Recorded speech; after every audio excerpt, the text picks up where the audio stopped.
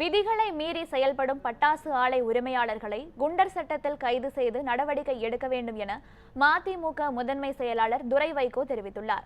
சிவகாசியில் பட்டாசு விபத்தில் உயிரிழந்தவர்களின் குடும்பத்தினரை சந்தித்த பின் செய்தியாளர்களுக்கு அவர் அளித்த பேட்டியை சூப்பர் பைட்ஸ் பகுதியில் தற்போது பார்க்கலாம். இந்த 5 மாசத்திலே கிட்டத்தட்ட 11 விபத்துகள், கிட்டத்தட்ட 28 பேர் மரணம் அடைஞ்சிருக்கிறாங்க.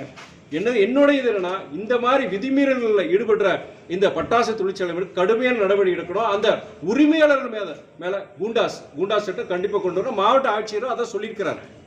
ஆனா எனக்கு என்ன தெரியுதுன்னா, அரசாங்க சட்டங்கள் கொண்டு வந்தாலும் சரி, அந்த சட்டங்களை கடைபிடிக்க வேண்டியது யாருன்னா இந்த தொழிற்சாலை, பட்டாசு தொழிற்சாலையை நடத்துறாங்க பாத்தீங்களா, அவங்களுடைய கடமை.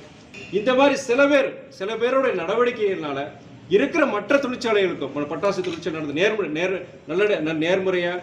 நேர்மையா சட்டத்திட்டங்களுக்கு உட்பட்டு அங்க சிரமப்பட்டு நடத்துறவங்களுக்கு இதனால சிரமம் வருது. ஏன்னா இப்போ இன்னைக்கு இந்த விபத்து நடந்தனால எல்லா இடத்துலையும் ஆடிட் போவாங்க, எல்லா இடத்துலையும் செக் பண்ணுவாங்க. இன்னைக்கு பண்ணும்போது அவங்களுக்கும் இதனால சில சங்கடங்கள், பிரச்சனை வரப்போகுது.